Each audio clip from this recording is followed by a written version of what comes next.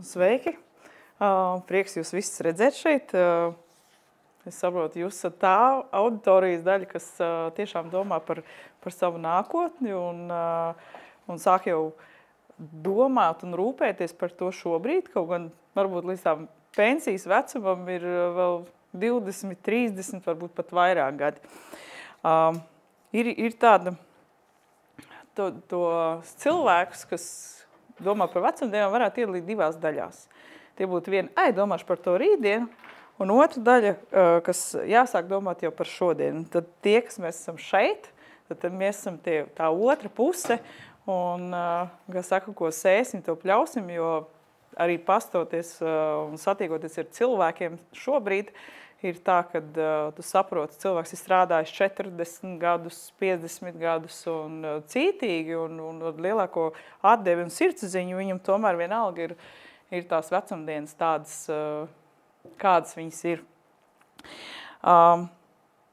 Tad tas galvenais, ko es gribēju vispār pateikt, kad šis ir finanšu jautājums, par ko ir jādomā ne tikai ar domu, ka tas man būs vajadzīgs pēc 30 gadiem, bet tas, ko mēs darām šodien, var noderēt arī pēc dienas, nedēļas, mēneša vai gada, jo, piemēram, man ir paziņu lokā bijis situācija, kur smagi saslims cilvēks, un cilvēks līdz visu šos gadus ir strādājis oficiāli, viss maksāts un tā tālāk, bet slimības dēļ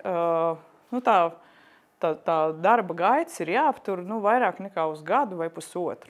Un tad ir tas moments, kad tu saproti, ka šī sociālās apdrošināšanas sistēma tevi pasargā tikai uz gadu līdz pusotru gadu atkarībā, kāda tev veida šī saslimšana ir un vispārējais, jo šī slimības lapa reāli tiek apmaksāta tikai uz gadu līdz pusotram.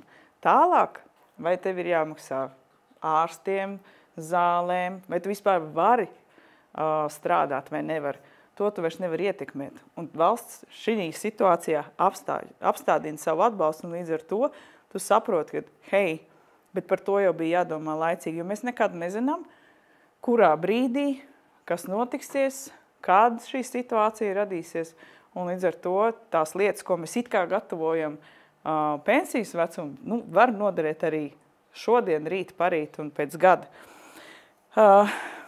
Šī situācija, ko es apraksturoju, ka cilvēks pusotru gadu slimoja un pēc tam viņam vairs nebija nekāda sociālā atbalsta no valsts, parāda ļoti, ļoti skaudru situāciju, ko var redzēt arī šī te Kiyosaki kvadrantā. Ir 4 veidi cilvēki, ir nodarbinātais, jeb darbinieks, ir biznesa īpašnieks un ir pašnodarbinātais. Un kāds ceturtais investors. Gadījumā, ja cilvēks apstājās gan darbinieka, pašnodarbinātāja uzņēmuma vadītāja šī statusā, šie ienākumi apstājās. Varbūt kādam ātrāk, kādam vēlāk, bet viņi apstājās un tu paliec bezspēcīgs, tu esi atkarīgs vai no valsts, vai no kāda cita, un līdz ar to arī tā situācija, un tas stāvoklis, kā tu turpini kādā kvalitātei turpini savu dzīvi, tas arī ļoti, ļoti pamainās. Tā, pirms iesāksim pensiju tēmas, nedaudz pastāstīšu par sevi vispār. Mans īstais vārds ir Lelde. Sociālos tīklos jūs mani ziniet kā galveno gangsteri. Pirms nedaudz vairāk kā 7 gadiem pie bērnu ienākšanas ģimenē sākām ar vīru apspriest to, ka īsti paļauties uz pabalstiem nevar, jo māmiņu pabalsts arī bija tāds diezgan interesants salīdzinot ar to, kā tu esi līdz šim strādājis. Jāsāk domāt, ka citi varianti. Un kā viens no tādiem saistošākajiem, vienkāršākajiem un saprotamākajiem, tas bija nekustamais īpašums. Un tā kā es esmu arī ieguvusi nama pārvaldnieku izglītību, tas man tāds diezgan tūs temats bija. Un tad mēs sākām meklēt risinājumus, kā ar nelielu budžetu varētu veikt kaut kādus pirmos ieguldījumus, lai nodrošinātu sevi kaut kādām nebaltām dienām vai tieši pretēji nedaudz piestrādāt vēl klāt, lai būtu vēl feināks tās dienas. Nu, un tā, mēs sākām, salīdzinājām dažādus tirgus un domājām, nu, ko mēs varam izdarīt un atļauties. Un nonācām pie tā, kad mēs varam drīzāk atļauties nopirkt Igaunijā dzīvokli nekā Latvijā. Tāds veiksmīgākais pirkums man laikam bija 2-stabu dzīvoklis, ko es izsolīju nopirkt par 250 eiro. Kad cilvēkiem tās liekas, nu kā tas var būt, tas nav reāli. Bet jā, tas pilnīgi ir reāli par to. Dzīves piemērs. Ir arī bijuši arī, protams, nedaudz dārgāk par 1000, bet tā ir summa, ko es, manā skatījumā, jebkurš var ilgākā vai īsākā laika posmā sagādāt un startēt, vismaz ar pirmo.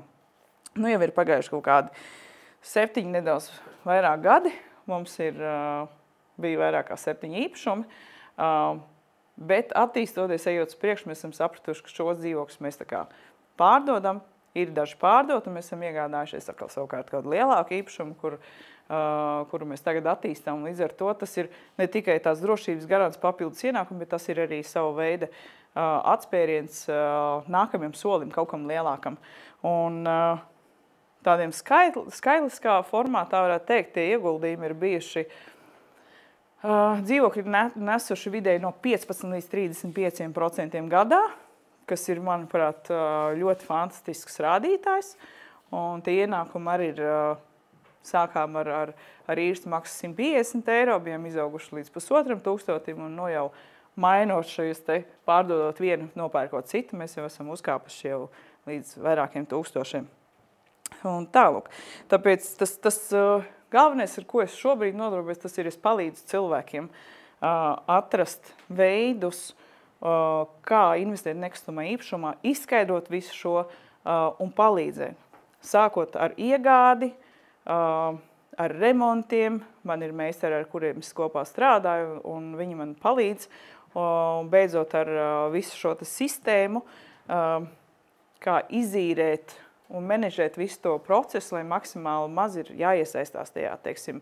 Es Igaunijā nebiju bijusi 3,5 gadi līdz šim. Viss process notikās, viss tika maksāts, īrnieki pamainījās, bija dzīvokļi, kur dzīvoja 3 gadi, un viss process var ļoti, ļoti vienkārši izdarīt. Tā kā, ja jums ir saistībā ar šo kāds jautājums, droši rakstiet komentārā, es labprāt atbildēšu. Jā, bet tad varbūt sāksim par pensijām, par to plusiem un mīnusiem, un kā mums vajadzētu pievērst uzmanību. Tad ir tā, mūsu pensija, kā mēs zinām, ir 3 līmeņos. Pirmais līmenis, tā ir summa, kas ir 14% no ieturētajiem nodokļiem, un šī summa mums aiziet tagadējā budžetā, tā teikt, lai samaksātu mūsu mammām, tētiem, vecvecākiem, visiem tiem, kam šī brīdī ir nepieciešams. Protams, mēs dzirdam jau arī publiski to, kad šo te pensionēšanās vecumā cilvēki ir daudz vairāk nekā strādājošie un pietrūkst šīs finanses, un līdz ar to tā kā nedaudz cenšamies gribētu ieslīdēt. Mūsu valdības rociņas gribētu ieslīdēt arī 2. pensiju līmenī. Es domāju, ka tas tā arī notiksies, un ņemot vērā, tā situācija tāda arī būs. Tātad par 2. līmeni. Tā būtu laikam tā aktīvākā sadaļa, kurai mums būtu visiem jāpievērš uzmanība. Vispār, laikam pateikšu tās pašas galvenās lietas. Jautājums, vai ir visi paskatījušies, kāda viņiem ir pensija? Vai vispār zina, kur skatīties? Varbūt tie, kas nebija paskatījušies, es vēlreiz atgādināšu, kā to izdarīt, lai jūs varētu redzēt, kas te jūs sagaida, un no tā arī iziet un pieņemt lēmumu, ko tad darīt tālāk. Pensiju ir apstīties ļoti vienkārši, dodamies uz Latviju LV, ierakstam meklētājā pensijas vecums un uzkrājums, veicam autorizāciju, tad izvēlamies 4. sadaļu, kas ir saņemt informāciju par 1. pensiju līmeni, izvēlamies VSA informācijas un pakalpojumi, tālāk mēs piekrītam, mūsu dati tiek nodoti, Un šeit jūs lūdzu redzēsiet, kāds ir jūsu darba stāžs, cik jums līdz pensijai, kāds ir uzkrājums pirmajā pensiju līmenī, otrajā pensiju līmenī un kāds arī trešajā līmenī. Lai saprastu, kāda jums būs šī pensija, spiežam aprēķināt un jums iedos šādus datus. Noteikti jāatzīmē, vai jūs vēlaties iegādāties mūža polisi vai nē. Ja nē, es pēc tam izstāstīšu, ko tas nozīmē. Es teikšu, ka vairumā gadījumos 95 noteikti ir nē. Spiežam aprēķināt un lūk. Par maniem 16 gadiem darba stāžu es saņemu 407 eiro, un tas ir pirms iedzīvotāja ienākuma nodokļa ieturēšanas. Tā kā tā pensija būs vidēji 320 eiro, bet ņemot vērā inflāciju, pēc 28 gadiem to varētu pielīdzināt kādiem 100 eiro. Un tālūk. Tad par to otro pensiju līmeni. Otrais pensiju līmenis veido 6% no jūsu sociālām iemaksām. Tā ir tāda brīvprātīga piespiedu kārtā veiktā iemaksa, kuru pārvalda jūsu izvēlētais pārvaldnieks. Tie ir vai nu Indexo, Swedbank, SEB banka vai kāds cits. Tas ir ar mērķi, kad viņi šo naudu, ieguldot finanšu tirgos, šo naudu pavairot, tā teikt, pieaudzētu. Bet es uzreiz varu pieminēt to, ka mūsu kaimiņi igauņi ir nedaudz priekšā mums. Viņi bija šo sistēmu izveidojuši un viņi ir atteikušies. Nedaudz vēlāk izskaidrošu kādēļ, bet uz doto brīdi visi tie, kas ir veikuši kaut kādu veidu ieguldījums Igaunijā otrajā pensiju līmenī, viņi šo naudu drīkst izņemt un izmantot pēc saviem ieskatiem. Tad, varbūt kādu pozitīvo piemēru varu minēt Singapūru.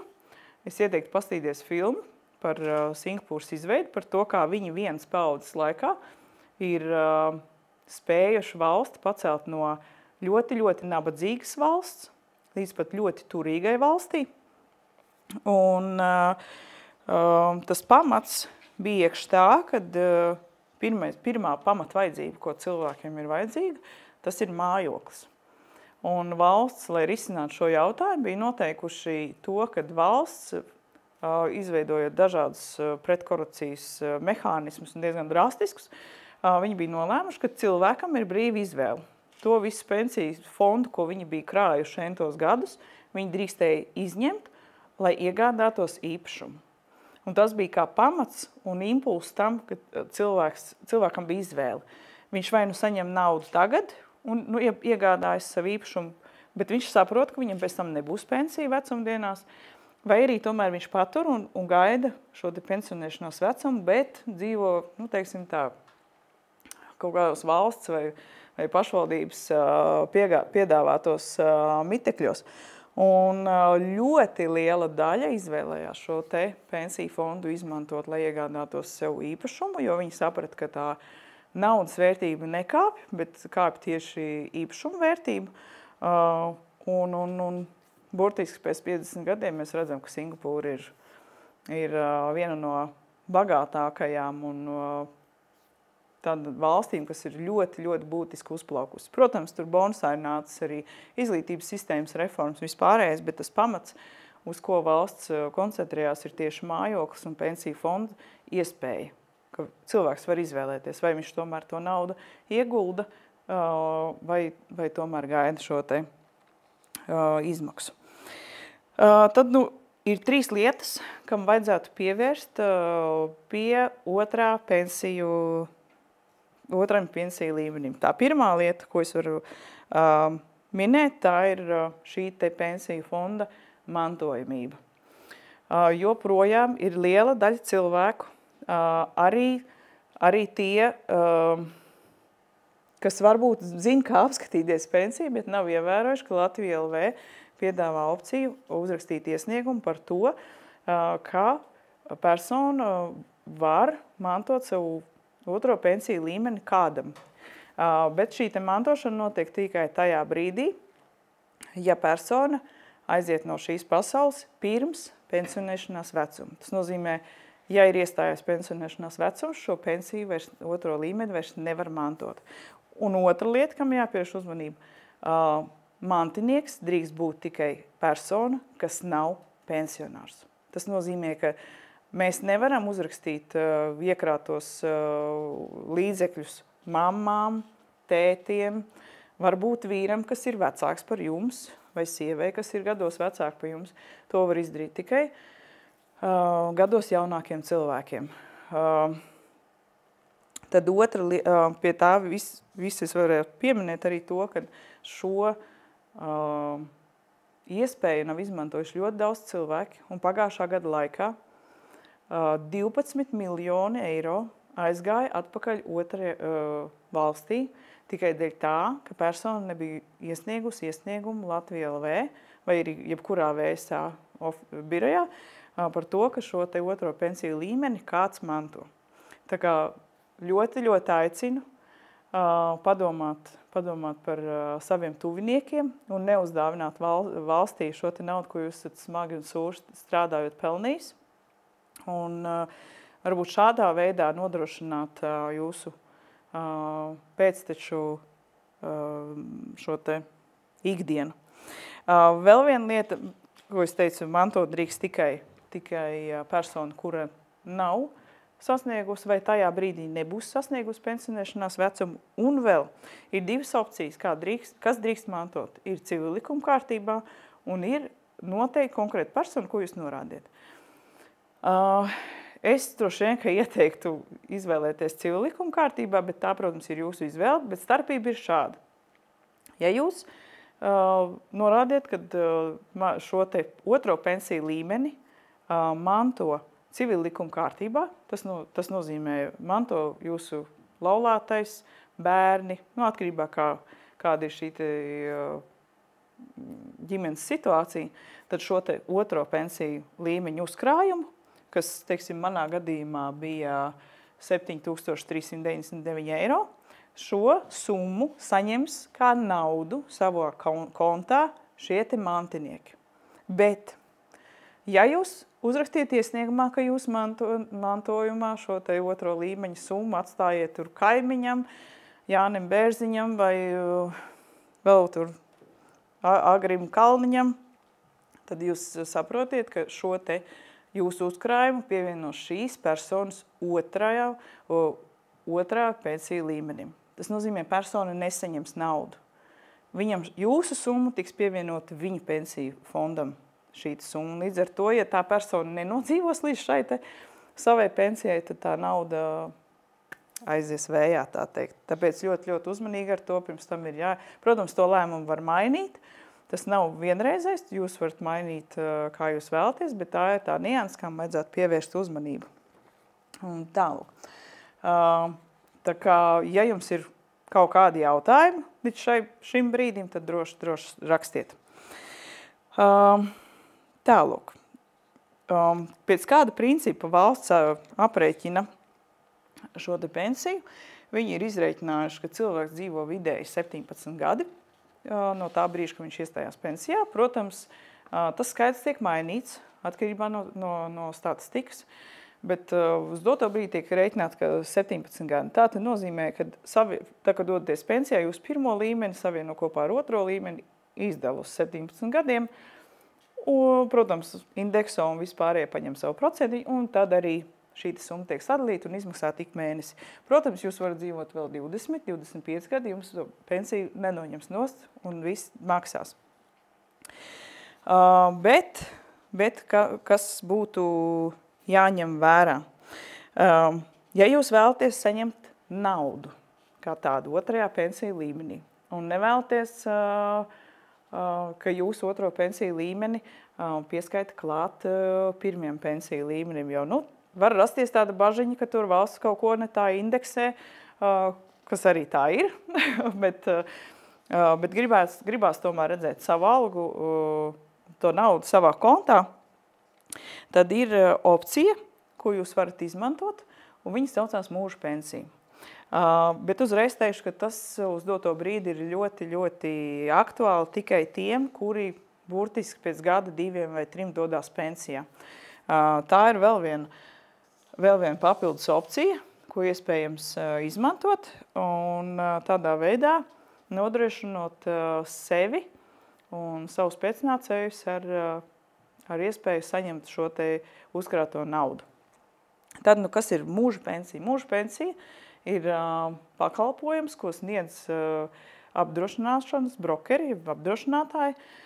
Tā ir savu veida apdrošināšanas polises, par kuru jūs maksājiet katru mēnesi. Un viņi nodrošina, ka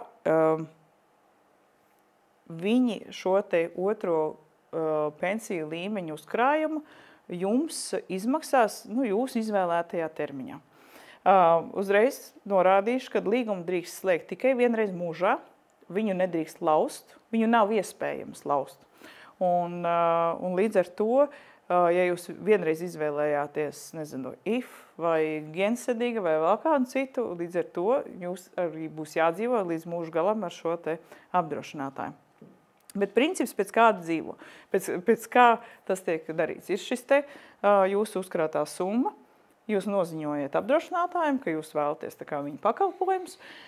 Viņi šo summu izdalīs uz to periodu, kuru jūs izvēlaties. Tur drīkst izvēlēties no 1 līdz 20 gadiem to summu tā kā sadalīt.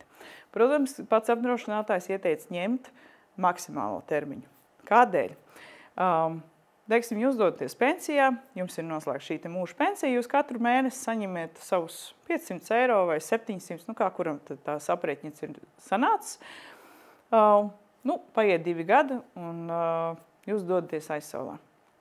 Šis ir tas moments, kur ieslēdz šī te apdrošināšanas polise saucamā.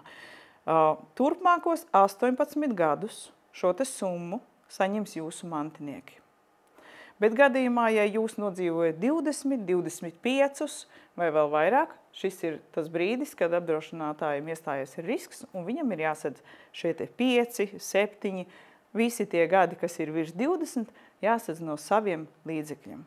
Līdz ar to šī funkcija ir tiešām paredzēta tikai tiem, kas ļoti tuvu ir pensionēšanās vecumam.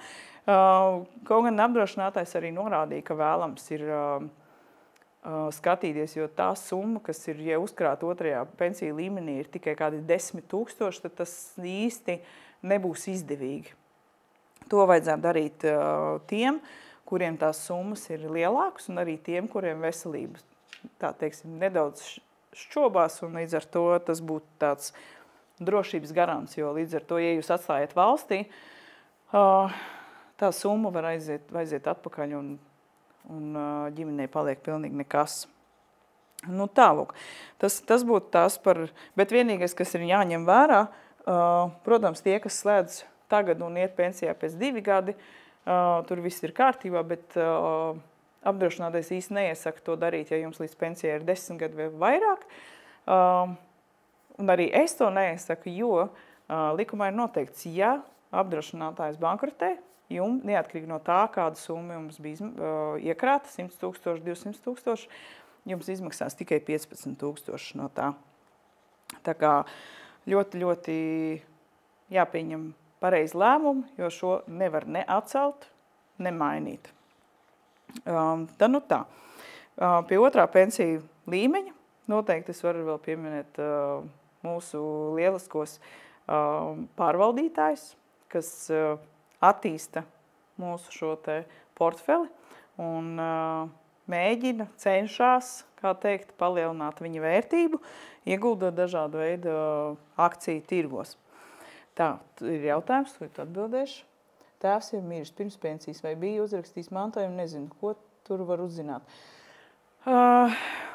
Pēc būtības to vajadzētu, tad, kad kārtosiet pie notāra, jums ir jāpajautā, jo viņiem ir jāpārbauda pilnīgi viss. Un VSA pilnīgi noteikti šo informāciju zina, tā kā jūs varat doties ar miršanas apliecību uz VSA biroju, uzjautāt, un viņi noteikti pateiks, vai bija vai nebija. Tālūk, tad par otrā pensiju līmeņa pārvaldītājiem. Mums visiem ir piešķirti, mēs, teiksim tā, viegliprātīgi esam pieņēmuši vai savā bankā, man Svetbankā ir konts, labi, lai viņi pārvalda. Vai arī mums ir zvanījuši Indexo nāciet pie mums un pārslēdziet pie mums, un mums tur tāda rādītāja. Jā, protams, mēs to visam darītu, bet es ļoti, ļoti ieteiktu tam sākt pievērst uzmanību. Ir pāris nianses, uz ko vajadzētu skatīties. Tādas tehniskas lietas, es varu teikt, ka pašu šo te fondu pārvaldītāju drīkst mainīt tikai vienreiz gadā, un pie pārvaldītāja šo te plānu drīkst mainīt tikai 2 reizes gadā. Bet pirms maiņas es ļoti ieteiktu apskatīties šo te plānu ienesīgumu, jo tad, kad salīdzina datus, ir ļoti, ļoti skaisti rādītāji. Tad ir pieejama virkne ar ieguldījumu veidiem, ir ar augstu risku, vidēju risku vai zemu risku, un jāskatās tā mērauga, pēc kuras vajadzētu skatīties, tā būtu inflācija. Kādēļ inflācija? Pastoties pēc Centrālās statistikas pārvaldes datiem, pēdējos 10 gados mums ir bijusi inflācija 46,2%. Diezgan iespaidīgs skaitlis, bet, ja salīdzina, kāda tā ir bijusi pēdējos 4 gados, tad tie ir 34,5 gadi. Tā lielākā inflācijas sadaļa bijusi tieši pēdējo 4 gadu laikā. Bet šo skaitli mums vajadzēs nedaudz vēlāk. Teiksim, ir tāda mājaslapa mana pensija.lv, tur ir ļoti smalki viss kaut kas aprakstīts, parādīti arī rādītāji, kādi ir ienesīgumi katram šim te plānam. Un, lai tādu pievērstu uzmanību, es nedaudz nosaukšu pāris skaitļus. Teiksim tā, atlasot konservatīvos un sabalansētos plānus, tas ir tie, kas ir zema riska, bez tādām riska iespējām, tad tur tā peļņa, ko viņi norāda, ir no -1%. Tas nozīmē, ka no jūsu ieguldītā summa ir vēl samazinājusies, nevis pieaugusi līdz 35% pieaugumam. Bet atcerēsimies, tas ir par 10 gadiem, bet atcerēsimies, ka inflācija 10 gados mums bija 46,2%. Tas nozīmē, ka jebkurā gadījumā šī te peļņas daļa pat nav panākusi pensiju, un līdz ar to jūs tāpat neko nesat nopelnījis. Tad skatoties vidēja riska plānus, tur ir tikai viens plāns, kas nedaudz pārsniedz inflāciju, bet sareiķinot šo te peļņu sadalot ar 10 gadiem, tas nozīmē, ka plāns ir nopelnījis 1,01% gadā. Un šeit es esmu atlasījusi tos plānus, kas ir augstā riska plāni, kur ir vienīgie, kas ir nopelnījuši pietiekami daudz, lai pārsniegtu inflācijas rādītājus. To var redzēt, vai tas ir SEB banka, Indexo, ir arī Svetbanka ieguldījumi. Bet, lai saprastu arī tos rādītājus, tad, teiksim, paņemsim par piemēru lielāko, tas ir SEB indeksu plānu, kurš ir nopelnījis 93,8%. No tā mēs atņemam šo te inflāciju, kas mums ir bijusi pēdējo 10 gadu laikā, un izdalam ar gadu skaitu, kopš brīža, kopš šis te plāns ir pieejams, mums sanāk, ka viņš nopelna gadā vidēji 7%. Tas ir vienīgais, teiksim tā, pozitīvākais plāns no viss, kas ir pieejams, jo, kā jūs iepriekš minēja, dažs labs ir pat mīnusā, bet viennozīmīgi es varu teikt arī, šie vēl nav īstie rādītāji, jo viņi darbojas tikai 4-6 gadus. Bet šī te ienesīguma vēlams būtu skatīties maksimāli lielākā termiņā. Tāpēc pirms mainiet plānu, noteikti padomājiet un parēķiniet, cik un kādu procentu viņš ienes gadā. Nevis tas, ka viņš 10 gados ir atnesis 93%, bet 10 gados mums ir bijis arī inflācija gandrīz 50%. Un vēl šis te procents, ko it kā nopelnījām, jāizdala uz šo te gadu skaitli, līdz ar to tas rādītājs ir diezgan tāds neliels. Tā kā, ja jums ir kādi jautājumi, tad droši rakstiet. Nu, un tad par trešo pensiju līmeni.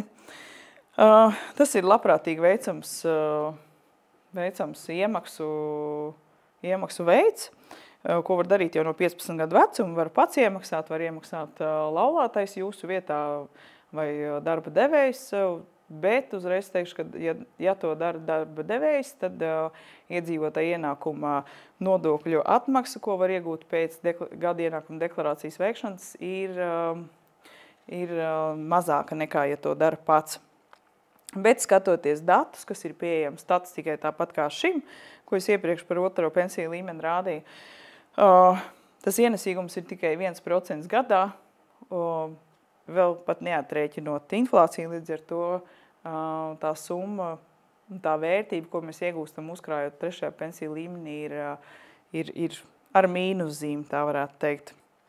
Un, protams, ir jāņem vērā, ka iemaksājot trešajā pensiju līmenī naudu, jums būs jāmaksā komisija bankai vai kādu veidu pensiju fondam par šī te kontu uzturēšanu, un reizēm var gadīties, ka, ja jūs apturiet šo te iemaksu veikšanu, šī te summa noteiktā laika posmā vienkārši tiks apēsta ar komisijām. Nu, tālūk.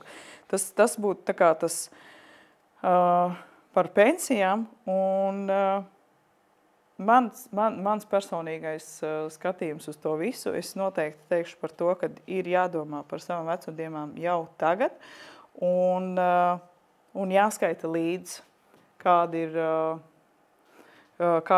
ir šie te rādītāji pensijām, pensiju fondiem, un kas ir tas, ko jūs vēlaties. Tā, mums ir komentārs. No otrā pensiju līmeņa jūs nevarat atteikties.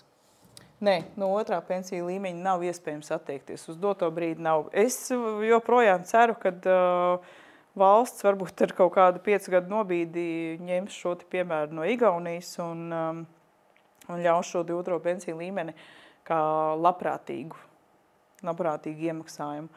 Vienīgais veids, kā šī brīdī mēs varam atteikties no otrā pensiju līmeņa, tas ir nedaudz pārformēt mūsu nodarbošanos un izmaksāt sev finanses nevis kā algu, bet kā dividendes. Bet par to es pieminēšu nedaudz vēlāk. Tā kā tas ir VIC atdod 20%, viņi atdod 20% tikai no tām iemaksām, kas ir veikts trešajā pensiju līmenī. Otrajā pensiju līmenī viņi neatdod. Tālūk. Tā, kas mums te vēl ir? Vai kāda mīnus pensiju pārvaldītāja Maijai? Nē, kad maina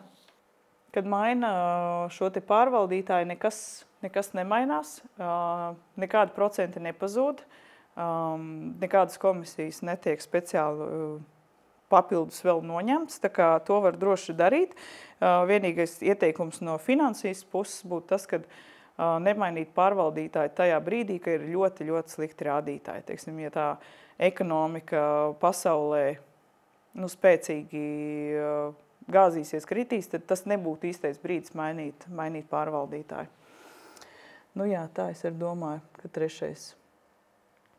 Jā, nu tās ir tās galvenās lietas, kam vajadzētu pievērst uzmanību un kam vajadzētu sekot līdzi pirms kaut ko mainam. No jaunā gada pirmā līmenī būs 15. Jā, protams. Protams, tas ir tas brīdis, ko es sākumā teicu, kad valsts vēlās paņemt procentu no otrā pensiju līmeņa un ņemot vērā to, kad mēs, kas esam dzimuši 80. gados un tā bija augstākā dzimstība, kad mēs sāksim iet pensijām, tad es domāju, ka arī pirmais līmenis jau būs 20%, ja ne vēl 25%, jo būs jānosaka kaut kādā veidā strādājošajiem visas šīs te pensiju izmaksas. Tā kā tas procents noteikti augs, un es domāju, ka otrais pensiju līmenis vai nu vispār tiks likvidēts, vai nu viņš būs pārformēts par pirmo, un tāda atsevišķa vairs nebūs. Nu tālūk, tā kā tā lieta, kam vajadzētu pievērst uzmanību, tas ir, cik tad procentu gadā ir ienesīgums. Un tā otra lieta, mans personīgais ieteikums būtu neieguldīt trešajā pensiju fondā, bet šo te naudu, ko esat gatavi atlikt, ieguldīt citā vietā un citā veidā. Tad, kas būtu tā cita lieta, cits veids un cita vieta? Protams, kāds komentārā rakstīja naudu zeķē vai kontā.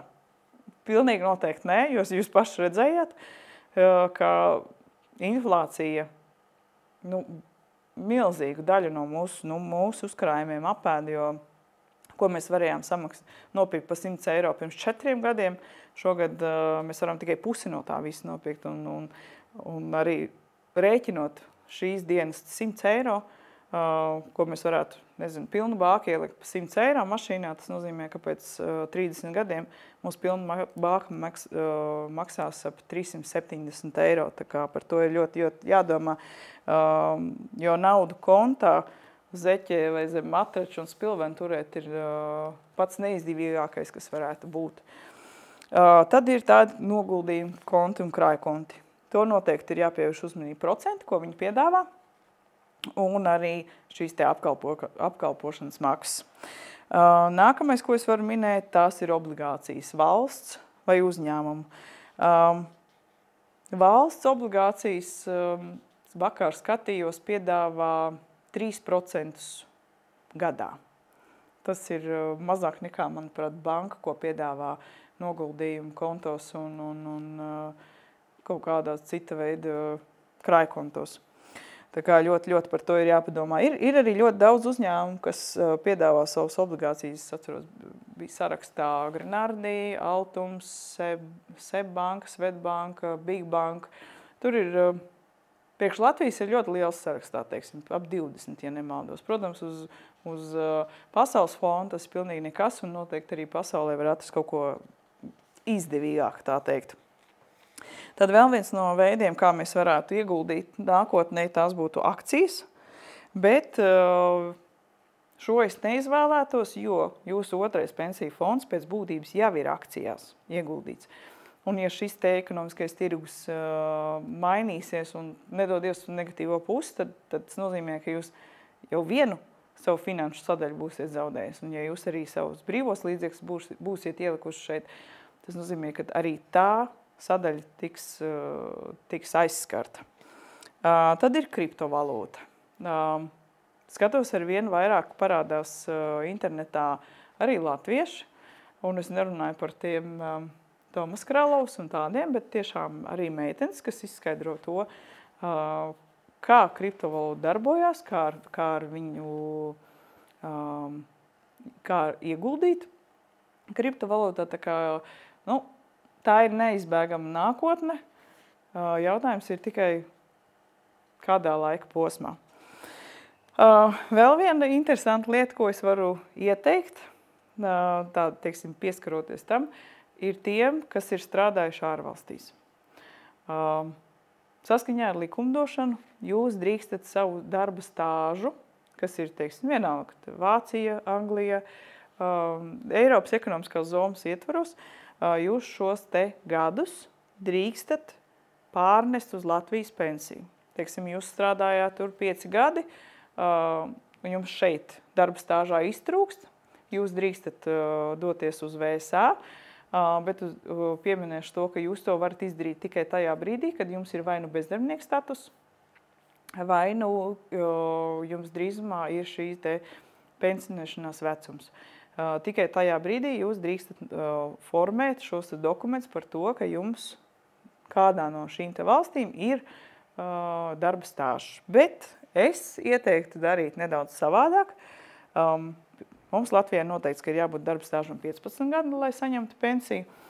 Man tie ir 16. Es ieteiktu pastīties arī citas valsts, kurās šis te termiņš ir īsāks. Un varbūt jūs esat strādājis Anglijā tur, 10 gadus un jums pietrūks gads tikai līdz pensijas saņemšanai. Vai Vācijā jūs nostrādājat 4 gadus un Vācijā šis te minimālais laika posms, lai tā kā varētu pieprasīt pensiju ir 5 gadus, nozīmē, varbūt jums ir izdevīgāk vienkārši šo te 1 gadu braukt, nostrādāt, un jūs saņemsiet 2 pensijas, jo ir cilvēki, kas saņem arī 4 pensijas vienlaicīgi. Tā kā šis ir punkts, pie kura vajadzētu piedomāt. Noteikti to var arī izmantot mūsdienās ļoti, ļoti kreatīvi izveidot, piemēram, Igaunijā šo te uzņēmumu. Jo mūsdienās var strādāt arī attālināti, noformēt visu nepieciešamo dokumentāciju. Jūs strādājat arī Igaunijā, maksājiet šos te nodokļus Igaunijā, un pēc 15 gadiem, kas ir viņiem var noteikts kā minimālais darba stāžs, lai saņemtu pensiju, jūs drīkstat pretendēt arī uz Igaunijas pensiju. Tā kā tā arī ir viena no iespējām, ko vajadzētu padomāt, it īpaši tiem, kas ir jau kaut kur citur ārpusē pabijuši. Tāpat arī jūs varat Latvijas darba stāžu pievienot, teiksim, tur Anglijā, Zviedrijā, Vācijā un tur saņemt šo pensiju. Tad vēl viens no veidiem šī ir uzņēmējdarbība, ko jūs iepriekš minēju. Jūs varat nemaksāt algu sev, bet jūs varat izveidot uzņēmumu un izmaksāt reizi gadā dividendes. Un līdz ar to jums nav jāmaksā šis te lielais nodoklis. Un jums paliek brīvi līdzekļi. Protams, ir nedaudz jāparēķina, vai jūs varēsiet vienā maksājumā izmaksāt sev nepieciešamo finanšu daudzumu, lai izdzīvotu gadu. Tāpēc tas tā kā tādu bonusu vai rezervas variantu var izmantot. Bet arī es par šo esmu arī domājis un plānoju gada nogalē vai arī nedaudz nākamā gada iesākumā es noteikti parādīšu sižetu par to, kā izveidot uzņēmumu Igaunijā un sakārtot visu nepieciešamo dokumentāciju, lai skaitītos arī darbā tur, strādājot attālināti un līdz ar to krājot kaut kādus šo te nodokļus priekš pensijas Igaunijā. Tā, jautājums. Tātad nav jābūt pilsonim, lai saņemtu pensiju no citas valsts. Nē, jums nav jābūt pilsonim. Par deklarēto adresi vai ir jābūt, tas ir kā kurš vaicā, kā kurš prasa. Teiksim, Igaunijā, lai saņemtu, ir jābūt deklarētajai adresei. Bet to visu var saorganizēt. Teiksim, Igaunijā man ir vairāki īpašumi, kuros ir iespējams deklarēties. Un sakārtot dokumentāciju. Tā kā tas viss ir reāli izdarāms par nelielām izmaksām un tādā veidā gūt sev kaut kādus papildus ienākumus. Bet katrai valstī tas ir noteikti pilnīgi savādāk. Tur ir jālas likumdošana. Var arī paskatīties, ir uzņēmumi, kas piedāvā arī atgriezt no citām valstīm veiktās sociālās iemaksas, bet tur katrai valstī ir ļoti atšķirīgi. Viņi ir noteikusi, teiksim, cik gadus pēc tam nedrīkst strādāt tur, vai cik gadi ir jābūt pagājušiem, lai to izdarītu. Teiksim, Lihtenšteinā bija noteikums, ka ir jāpaiet 2 gadiem, kopš tu tur vairs nedzīvo, plus nākamos 4 gadus tu nedrīkstēsi tur strādāt. Bet tu drīksti izņemt sakrāto pensijas summu, un tas viss ir reāli izdarāms.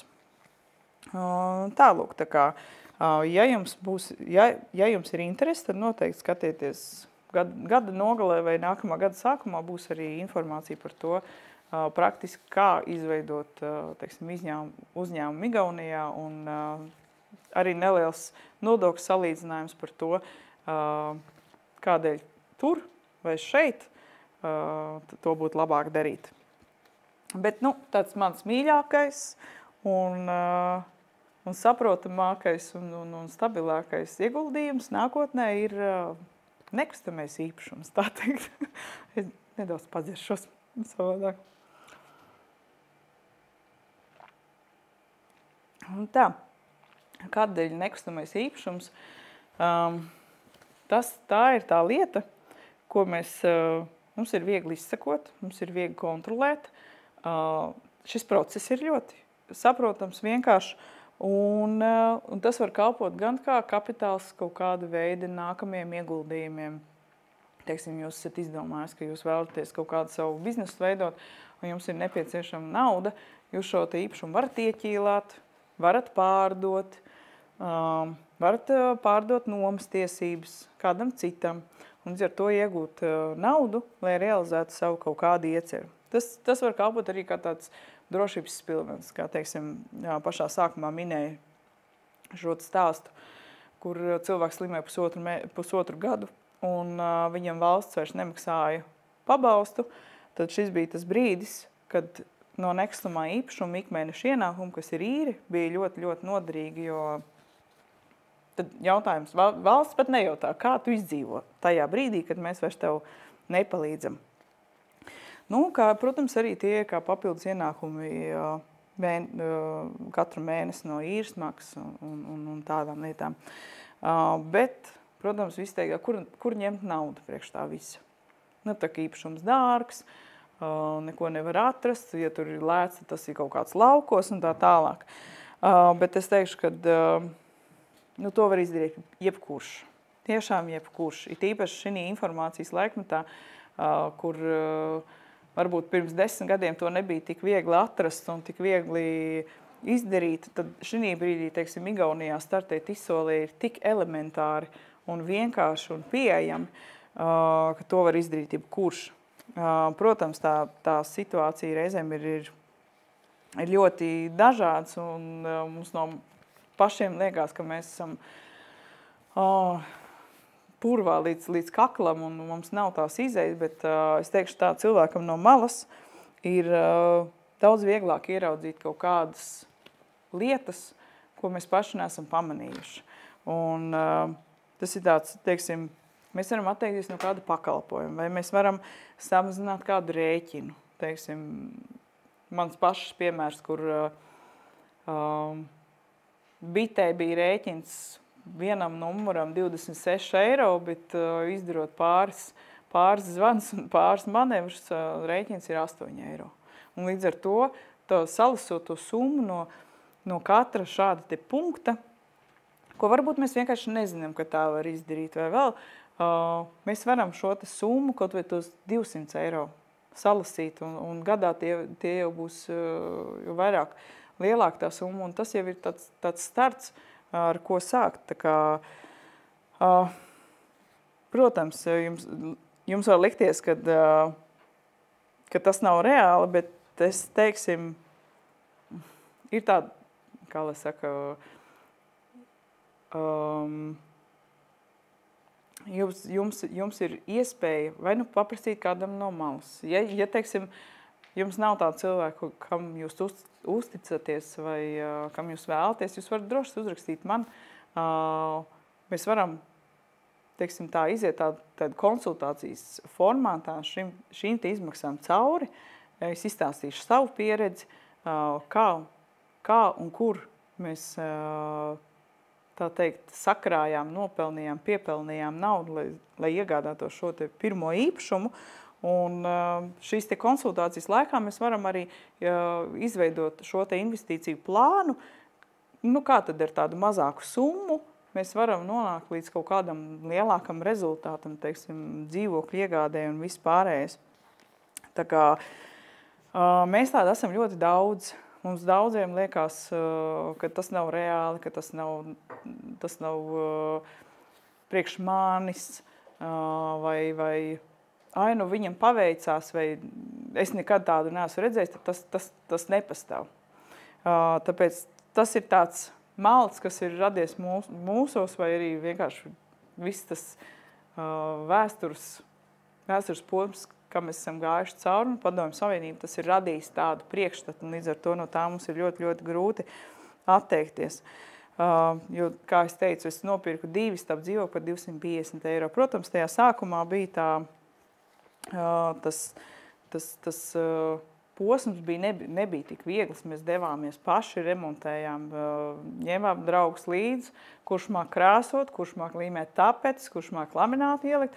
Un mēs šo pirmo īpašumu mēs tiešām gulējām, kā teikt, tur pats trojkā uz vietas, jo vienkārši mēs nevarējām atļauties samaksāt meistariem par to, ka viņš paveiks šo darbu. Bet ir ļoti dažādas tās situācijas. Kādam vīrs ir māk ielikt lamināt.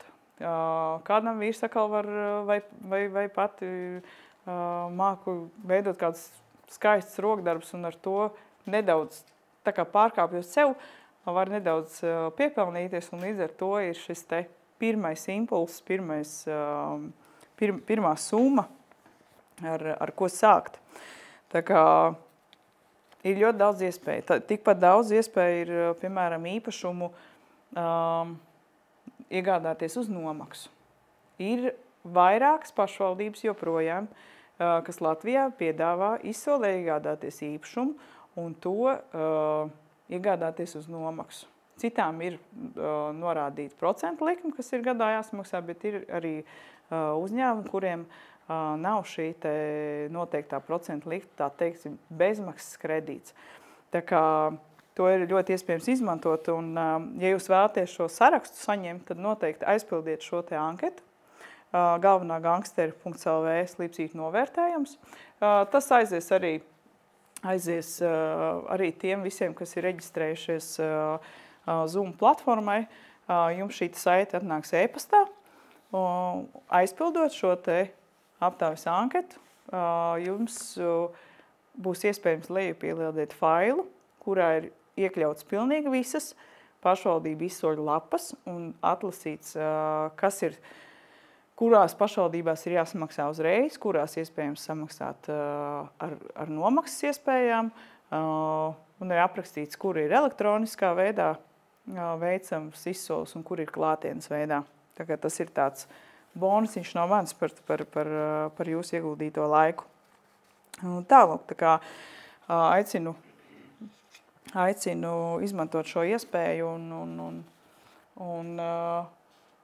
un aizpildīt šo te anketu. Tā. Vai webināram būs pieejams ieraksts? Būs pieejams ieraksts, mēs vēl pastīsimies, vai mēs to varēsim pilnā formātā nodrošināt pieejamu vai tomēr sadalītā, bet tas noteikti būs. Vai tiešām Igaunijā ir tik daudz nekustamo īpašumu par tik zemām cenām?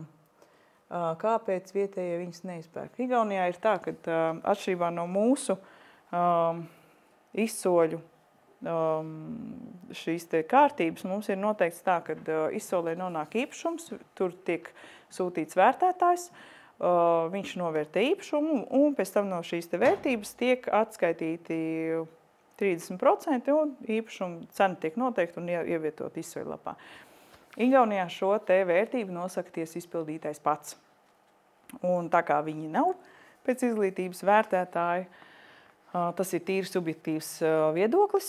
Un, ja teiksim, šai personai šī pilsēta liekas ne pārāk saistoša, līdz ar to tā īpašuma vērtība ir ļoti, ļoti zema. Neskatoties uz to, ka publiskajā tirgū viņam ir tāda vidēja tirgus cena. Vietējie pērk, vienīgais, kas viņu satur, tas ir remonta trūkums. Tā ir lielākā lieta, kas viņu satur. Protams, izsolē mēs nevaram redzēt, vai ir dzīvoklī bijis remonts vai nav, bet es teikšu, ka 90% nav. 90% gadījumos ir šie te remonti jāveic. Bet cik man ir bijuši pircēji, teiksim, tie, kas ir nopirkti un pēc tam mēs esam izremontējuši un pārdevuši, tās ir firmas, kas šos gatavos dzīvokļus pērk, un viņas izīrē tālāk. Viņi pēc būtības nāk pēc gatava produkta. Protams, ir arī kaut kāda šī te vietas faktors un vispārējais, bet es, teiksim, izvēloties īpašumu, skatos tikai un vienīgi pilsētās, kur ir darba vietas, kur ir skolas, bērndārs un vispārējais, lai tiešām šī infrastruktūra būtu nodrošināta un viss šī ekosistēma būtu ļoti piemērota, lai nāktu dzīvot uz turien. Tad, tā, ko es paliku tā, par īpašumiem, jā. Tad ir nākamā lieta, ko cilvēks saka, kad jā, bet viņš ir dārgs, teiksim, Rīgā, paskatoties SSA dzīvokļus, es teikšu tā, ka ir ļoti daudz piedāvājumu. Kāds maina vienistab dzīvokļu pret auto? Kā bija rakstīts, nedārgs auto ar kondicionieru. Galvenais ir ar kondicionieru. Tad bija sludinājumi vairāk, kur var nopirkt dzīvokļus uz nomaksu.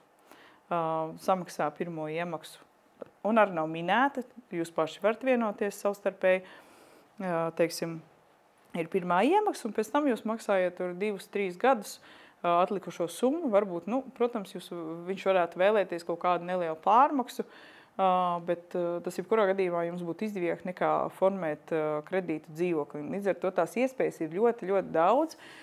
Jautājums ir, vai ir laiks un vai ir tā sajūta, ka tiešām jūs esat gatavi un jūs tā kā esat pārliecināti par sevi, ka jūs tam gribat iet cauri. Bet no savas pieredzes cilvēkiem, kuriem es strādāju, es varu teikt, nav jābaidās. Es vairāk teiktu par to, ja jums ir vēlme un interese par to, tad noteikti šī te novērtējuma anketā aicinu jūs atzīmēt, ka jūs vēlaties iegādāties nekustamo īpašumu. Un visiem tiem, kas būs šo te atzīmējuši, es noteikti aizsūtīšu linku, kurā iespējams būs redzēt ik pa laikam kādu šādu te interesantu piedāvājumu, ko ir iespējams vai iegādāties pa daļām. Teiksim, dotā brīdī ir Itālijā liela ēka, kurā ir iespējams iegādāties 70 kvadrātmetru dzīvokli pa 15 000. Tas ir Alpu reģions. Nepieciešams, tā teiksim, neliels kapitālais remonts. Tas ir tīri priekš tā, lai izveidotu sanitāro mezglu istabā.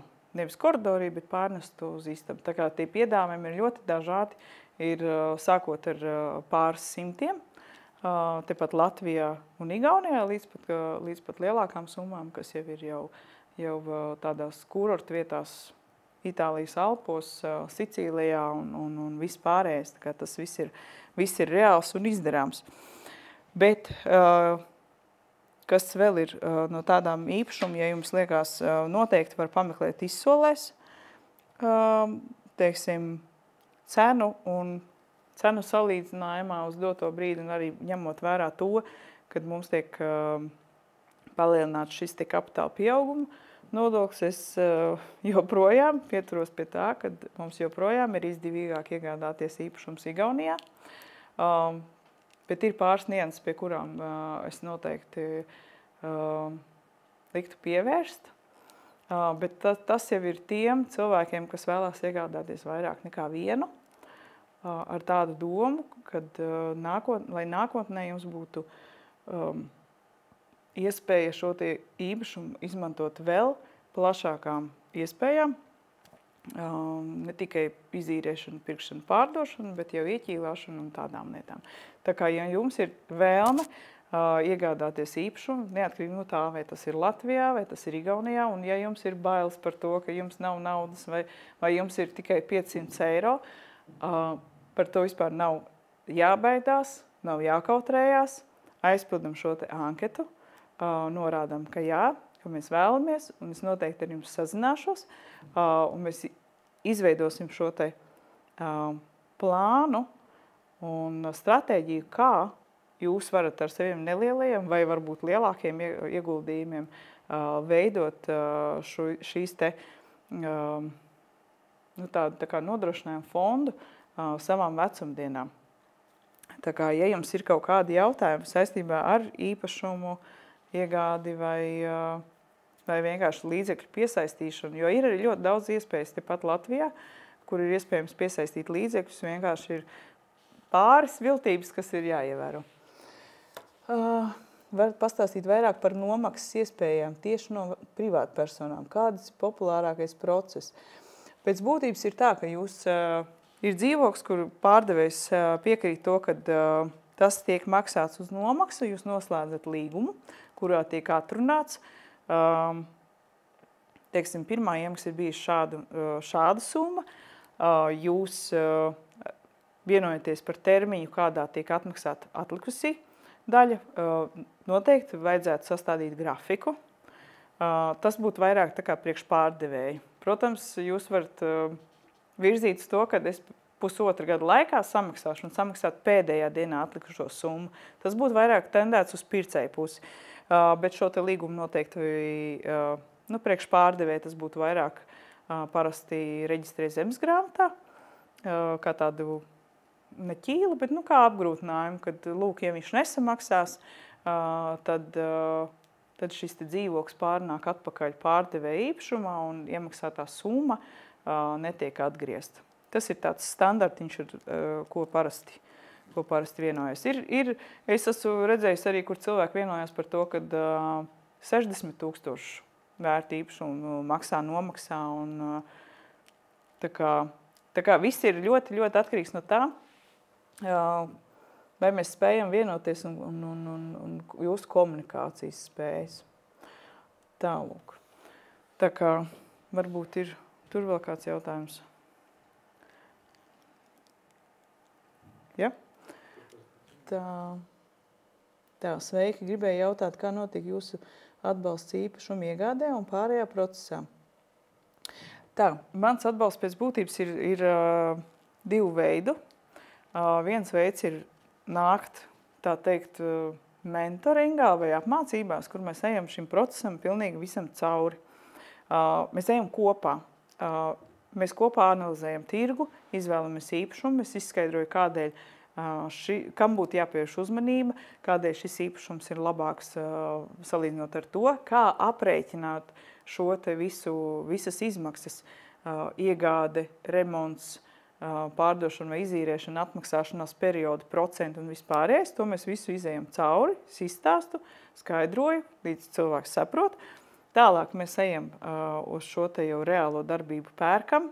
Teiksim, ja tā ir izsole, nosole. Ja tā ir Igaunija, tad es organizēju no savas puses arī meistarus.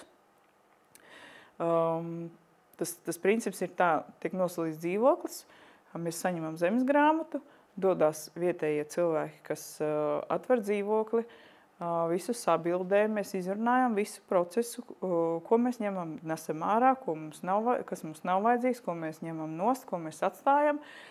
Viss tas tiek saskaņots.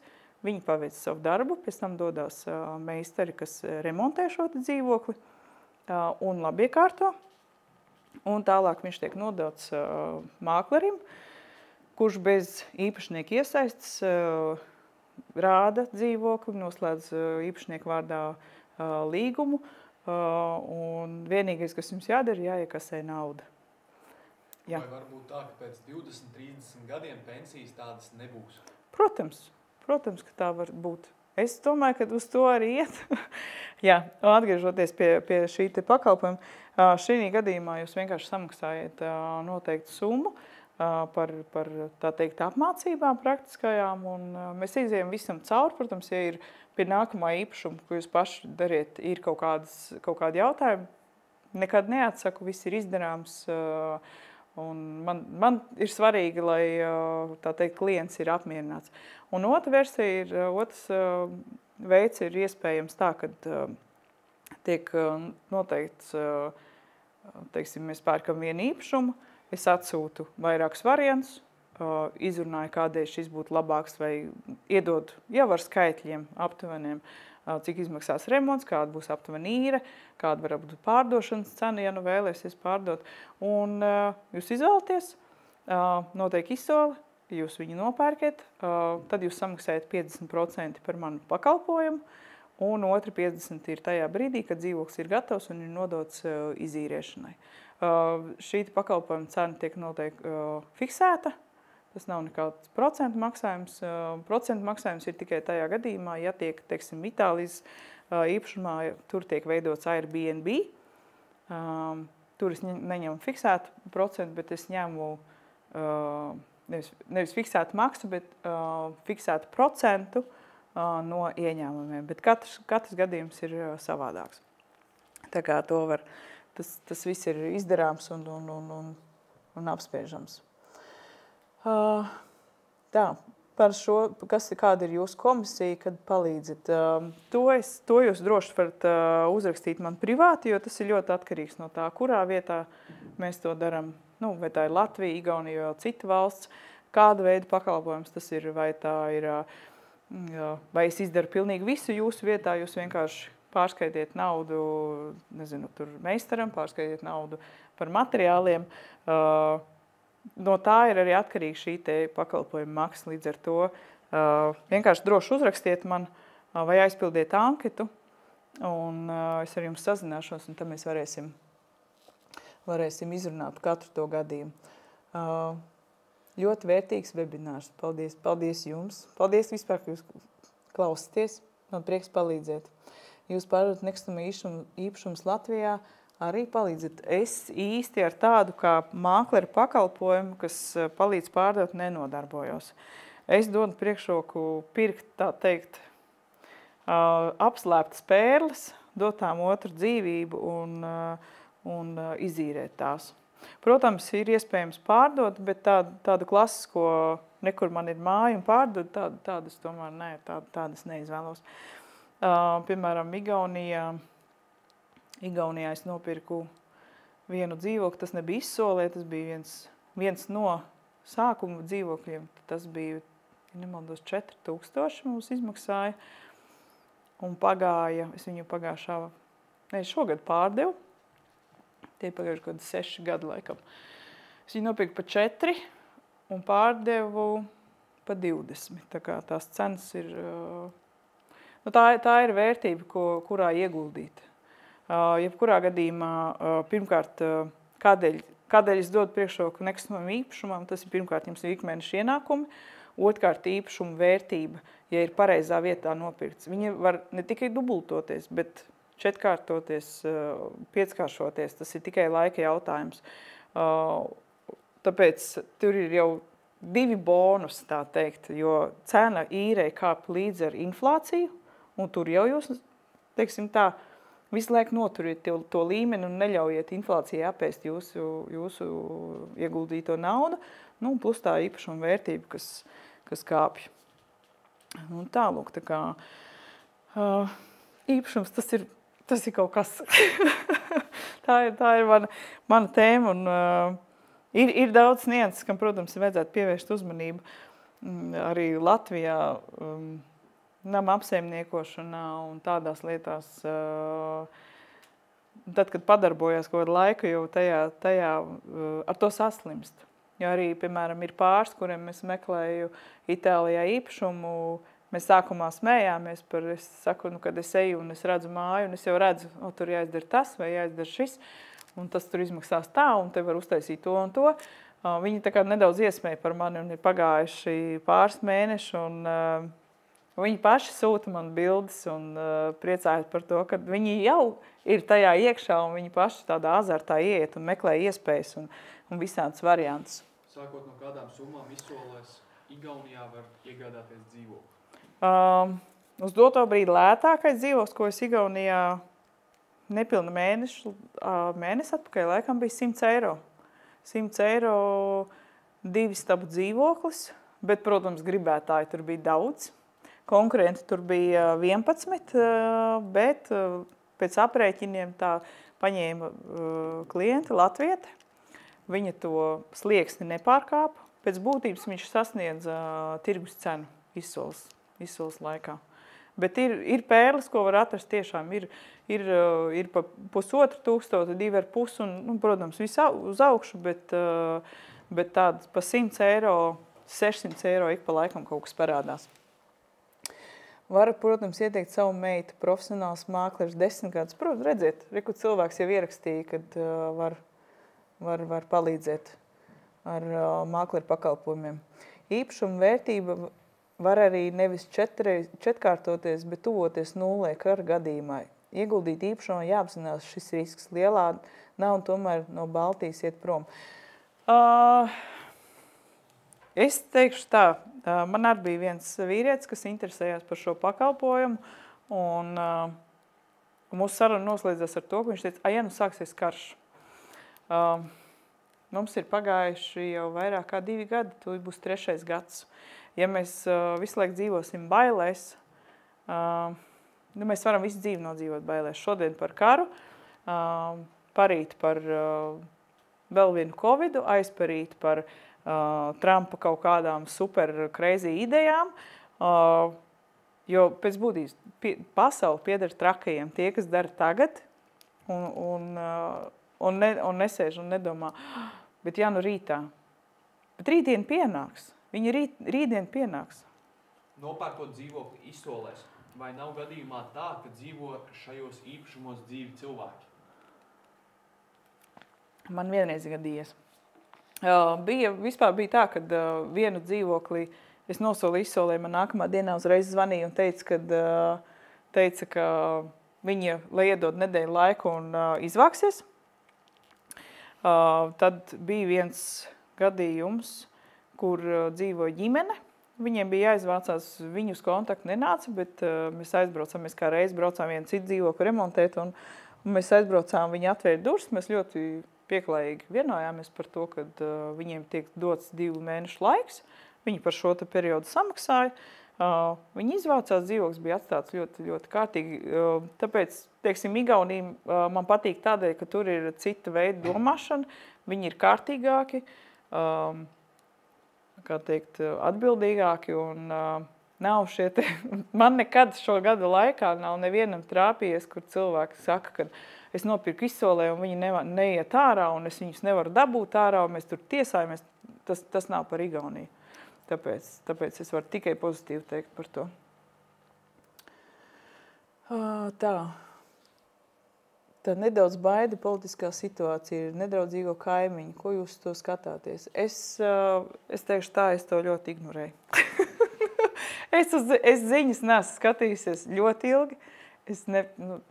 Mēnešiem, manuprāt. Mēnešiem.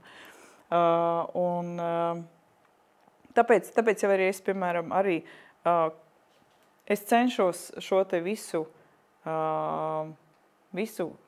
portfeli, tā teikt, tas būtu tā moderni teikt, portfeli diversificēt. Kaut kas Latvijā, kaut kas Igaunijā, kaut kas Itālijā. Plānā tuvākā nākotnē ir arī Anglija, un tāds grandi fināli priekš manis būs Amerika. Tā kā, protams, es dodu priekšroku, kad iegādājās dažādās vietās.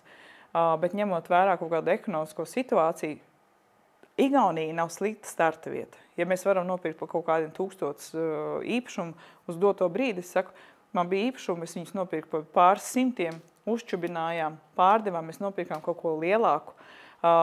Protams, tur bija neliela kļūda, jo es nevarēju pēc tam viņas ieķīlāt, es nebūtu pārdevis, būtu labāk ieķīlājis un šeit iegādājusies, bet tā mana kļūda atmaksājās tajā.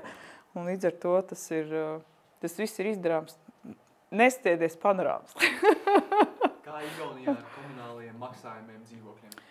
Lētāki. Komunālajie pakalpojumi Igaunijā ir lētāki, sākot ar elektrību un gāzi un beidzot arī ar siltumu. Protams, ir ļoti atšķirās arī mājas. Mājas viņi apsaimnieko paši ar savām biedrībām. Tas ir ļoti, ļoti liels bonus. Un to arī pie dzīvokļu iegādes izīrēšanas un pārdošanas cenas ļoti, ļoti labi var redzēt. Bet arī nomainot mājas vecāko, kurš atbild par šīm te visām lietām, burtiski pāris gadu laikā var redzēt fenomenāls gadījums, kur es biju skatījusies dzīvokli mājā, kur es teicu, es tur nekad nepirkšu, viņi drausmīgi bija, smirdēja un netīra kāpņu telpa, un tāda nobrukusi un tāds. Un ir pagājuši 5 gadi, un es iegāju, tajā brīdī es nesapratu, ka tā ir tā pati māja, bet pēc tam es sapratu, ka tā bija viena no pirmajām mājām, kurām mēs braucām skatīties, un ir nomainījies mājas vecākais, un māja ir izremontēta, nosiltināta, fantastiski. Tāpēc tas ir liels bonus arī priekš Igauniem, ka viņi paši apsaimnieko savas mājas. Tā, tas ir bez sienām. Kā tas var būt? Par cik nosolīja? Nosolīja 1150, ja nemaldos bija. Bija ļoti zelīts dzīvoklis. Viņš vispār, manuprāt, ir ielikts TikTokā manā kontā, kur dzīvokļa sākuma cena ir 100 eiro. Ļoti zelīts. Jā, protams, remonts ir 90. gada remonts, bet ļoti labā stāvoklī bija izvākts tīrs un normāls. Meistari, kas veic remontu, ir noslēgts līgums ar jums. Tur nav problēma kā LV ar meistariem. Remontē Latvijas meistari. Ir darbi, ko veic Igauni meistari. Teiksim tā, esmu nedaudz piebarojis kā zīves viņas, un ja, teiksim, es varu pazvanīt, man vajag piekdienu izdarīt to. Viņi pārplānos grafiku, jo viņi zina, ka man vajag tieši tajā brīdī. Es esmu tikai tik dienas uz vietas. Tas bija tad, kad mēs paši braucām. Un viņi izdara. Bet tādus kā cita veida darbus brauc Latvijas meistari. Koordinēju es viņus, bet visa maksāšana vispārējais iet no klienta puses. Jo, teiksim tā, es neņemu komisiju par to, ka puiši tur strādā. Es varu iedot objektu, viņi pasaka savu cenu, vai jūs piekrītat vai nē, un viņi strādā, un jūs viņiem samaksājat. Tāpēc ar meistariem problēmas. Man ir gadījies, ka sakrīt visādi tie dzīves situācijas, tur kādam slimības vai radinieki aiziet vēl kaut kas. Mēs esam visi cilvēki, bet tas viss ir izdarāms. Tā piekrīt, ka sabiedrība ir labākais risinājums, ko vēl nesaprot dzīvokļu īpašnieki. Es arī strādāju nama apsaimniekošanā. Jā, nama apsaimniekošana Latvijā šobrīd nav sakārtota, un tas ļoti atspoguļojās uz mūsu, ne tikai tā, teiksim, dzīves kvalitāti, bet arī izmaksām un visu pārējo, tāpēc tas būtu jautājums. Kaut gan likumā mums ir noteikts, ka daudzdzīvokļu mājas ir jāapsaimnieko pašiem, nevis pašvaldību šiem te apsaimniekotājiem, kā Rīgas nama pārvaldnieks un vispārējais. Bet mēs esam kūtri, vai es nezinu, kur ir mūsu tā problēma, mēs to nedarām, un līdz ar to mēs arī būtiski naudu zādējam šī te jautājumā. Un tālūk. Tā kā, ja ir vēl kādi jautājumi, tad droši rakstiet vēl. Ja nav, tad aicinu pēc semināra aizpildīt anketu. Tie, kas bija Zoomā, tiem atnāks e-pastā šī saite.